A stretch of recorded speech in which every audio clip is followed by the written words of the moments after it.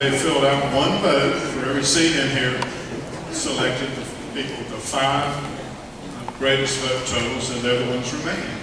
We appreciate the other candidates, and if they're still in the room, please give them one more round of applause.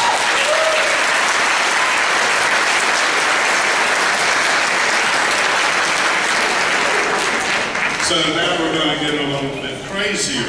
These guys are going to be under the gun, because they're going to have no holds barred here, championship, 10-round, knockdown, drag out, because we're going to allow these folks to have rebuttal questions. If you are specifically named by your opponent or challenged by your opponent directly, you may raise your hand. At the end of his conversation, you get 30 seconds to rebut. So y'all guys have fun with this one. At the end of this, we're all going to vote again. So don't leave until you vote tonight. Don't slip out the back door. If you happen to leave ahead of time, there will be some people over on the sides over here that could collect a ballot. Does everybody have a ballot to vote again? I see some held up, so that's what you're going to need to vote with. Hold your vote. You might change your mind in this round. Okay, I'm going to turn it back over to our distinguished panel over here and fire away.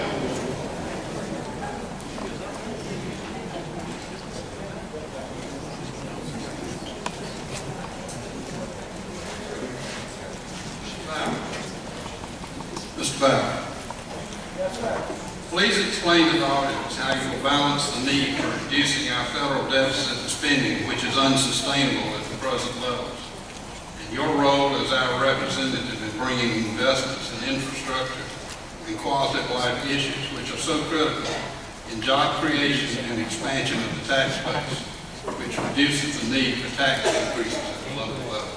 I do it much like I did in my business. Much like I did as Lieutenant Governor. The Lieutenant Governor's office at one time was over $2 million in budget. When I took over, it was a little over $200,000, including the paycheck. First thing I did was without a paycheck. For over 6 months as your Lieutenant Governor, I didn't take a paycheck. We didn't have the money to do it, and I wasn't going to ask Budget Control for more money. I was going to make it work. I went to 23 countries on behalf of the state of South Carolina, and not once did you ever pick up the tab, because we were going to make our budget work. In government, we got to cut. We need to go back and say, what are the real responsibilities of government? I made a few lists while I was up here. We ought to do away with Department of Energy, Department of Education, HUD, Labor, Transportation. Then let's go down the line. Amtrak, NPR, EPA, OSHA, Railroad Retirement, Student Aid, Power Marketing Administration, TSA, Homeland Security, just to name a few, and I got a whole bunch more to go.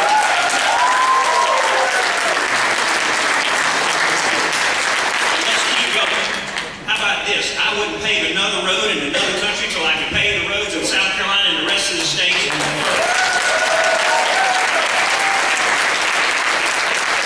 Sheriff, I could be in the policing power of the rest of the world as well. We can't afford it. We can't pay for it. We need to get out of so many of these countries that are our friends and let them pay for their own police force and get our boys back in the United States of America. There are too many people that live on the dole of your hard work. They are able-bodied people. These aren't disabled people. These aren't people that can't care for themselves. They are flat-out lazy people that don't feel like working. And it's time we go back and check the very process we set up. There are people that need help. There is absolutely no question. But there are a lot of people that have gamed the system, and they don't ever plan on getting off. And you're the hard workers that are having to work harder hours, spend less time with your children, and put more time in because of somebody else's bad decisions. That's not what made this country great.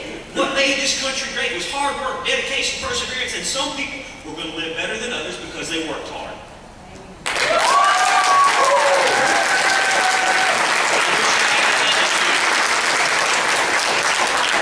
A couple of you out there came up to me during the intermission. One person told me to speak louder because they couldn't hear what we were saying. Is this better? Yes. Thank you. Another person came up to me and asked me to ask a question of one of the candidates, and I'm going to do that. And that question is for Chairman Rice. And the question is your support of I-73 based on any personal gain you could come from the path of it? Do you own any property along the line? And do you stand to benefit from I-73? Absolutely not. That's totally false and ridiculous. Here's what my support of I-73 is based on. It's based upon the fact that we have 14 million people coming in to Horry County every year to visit our beautiful Grand Strand, Horry and Georgetown County. At any one time on a busy summer weekend, there are 500,000 to 800,000 people on that strand, and we have one 4-lane road leading there. On Saturday, I was following a fire truck that flipped over on Highway 501. It took over an hour, 2 hours, to clear that mess.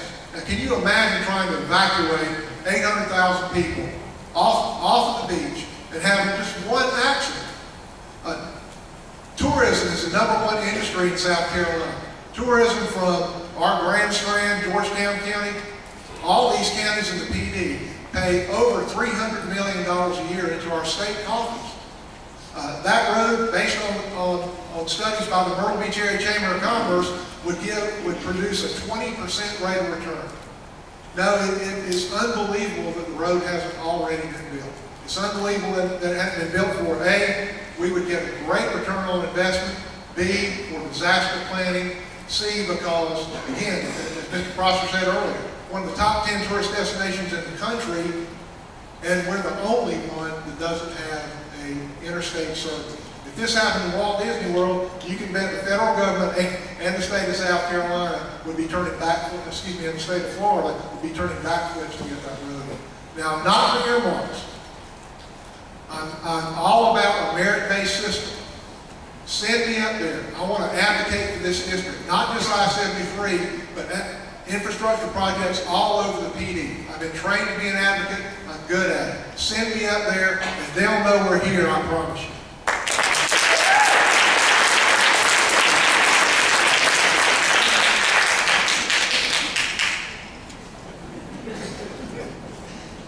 Gentlemen, understanding that we're all in the same party, and there can only be one winner. I know that it might be a little unorthodox, but I'd like for each of you to go down and say, for the good of the party, if it could not be you, who would be best among you to lead?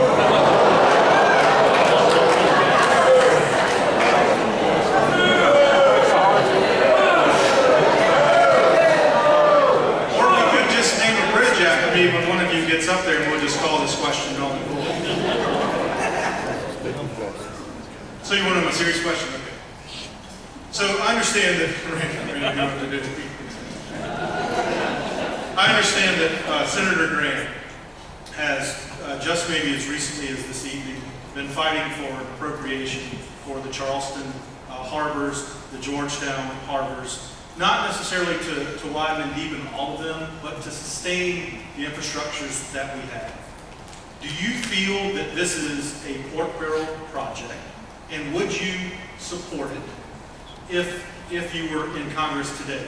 Because the support going forward will count on you in that chair to make this bill go through the House. If you would each tell me yes or no why you, or if you would support it, and briefly why. This is to all of us? Yeah, to each one of you, if you don't mind. Yes, I would support both Charleston Harbor and the Georgetown Harbor. In the case of Charleston, almost 2/3 of the jobs in the whole state are somewhat dependent on the imports and exports that go in and out of that harbor. So it's a vitally important thing. The Georgetown Harbor, I think, could be a huge asset if we could get the tonnage up and getting that sort of chicken or the egg kind of thing. You've got to get one done or the other. But I think making it a priority and making Georgetown Harbor functioning would be a huge asset to this district.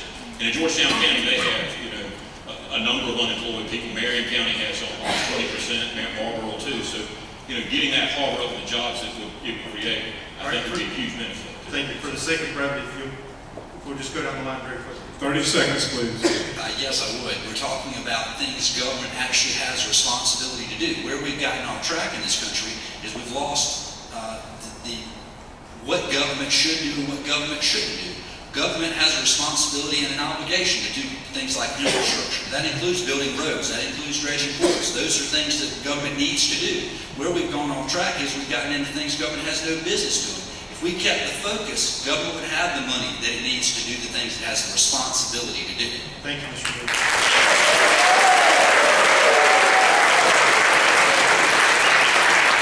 Mr. Bell, Absolutely. And I would tell you, this is where experience matters, folks. you need to know about an intermodal port because South Carolina needs one. I've actually been to Abu Dhabi and Dubai and met with Jobs, who bought land to build an intermodal